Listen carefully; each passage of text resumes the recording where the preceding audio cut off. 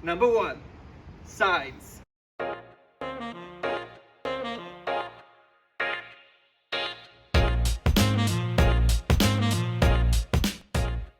Hi, it's Mo and welcome back to the property vlog.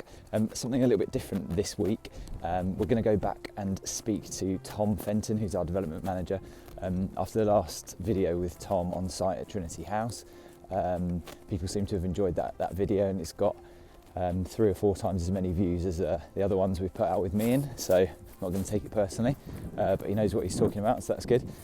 So yeah, we're going to head over, speak to Tom. He's going to give us an update on progress on site at Trinity House, where we are, and also talk about some important security features that we've got in place down there, so enjoy.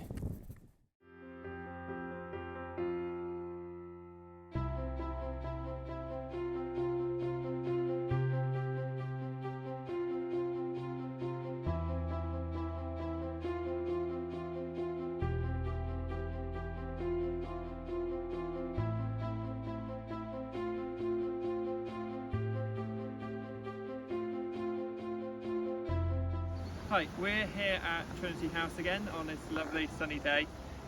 So where we are in terms of programme and a project start, we're looking at starting on site on Monday the 12th of April, which is really exciting. We've got a contractor lined up who's ready to start, and we're just in the final process of confirming their contract, doing the pre-start meetings, and really just lining everything up so that we can hit the ground running on the 12th of April. Okay, so we're here in the garden. I just thought I'd make the most of the sun going down. Essentially, this is what you're paying for if you're moving into one of these amazing units that we've got here. As you see at the moment, we've got a cruise ship just off the coast. So what I wanted to talk to you about now is some of the security progress since the last video.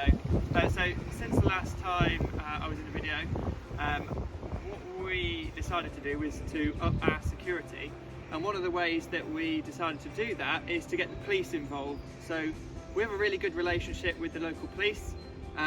One of the amazing things that we've got coming up is that the police are actually going to train their dogs here while the building's empty, and walk the dogs, train them in this lovely garden area.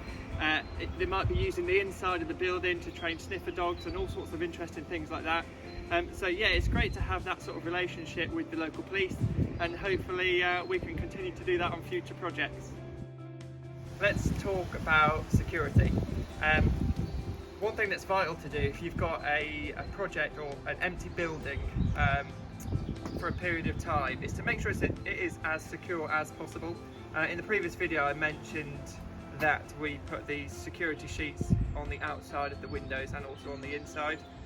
What we also get on projects is a security patrol, so they do regular patrols to the site when it's unoccupied, and that tends to deter unwanted intruders, because there is a security presence regularly on site.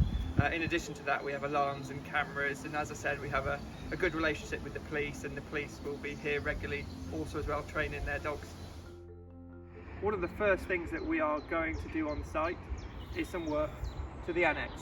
The annex behind me is going to be converted into 4 equal sized properties.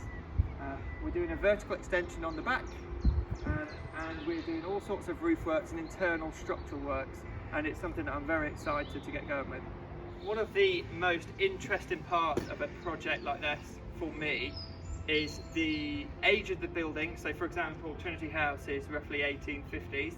Since that 1850s, there's been lots of different changes, adds, extensions, and for me this makes it so interesting, because once you start on site you uncover essentially the construction methods through the ages. Something that we're doing here is you need to consider how you split a building like this into multiple units. One of the key things that you've got to figure out is the entrances and the communal areas for each of those flats. So for example, we're on the south side of Trinity House right now, and what we are looking at here is what will become one of the communal entrances to Trinity House. Something that we do here is we amend the opening here, so we will create a doorway here which will become a communal entrance, and that will feed 3 flats inside. There are other communal entrances at Trinity House, and this is just one example of a way that you can really split down the units within a structure, which is a bit of a rat run inside. Here are my top 3 security tips. Let's go. Number 1, signs. Number 2, security perspex. Number 3, secure perimeter.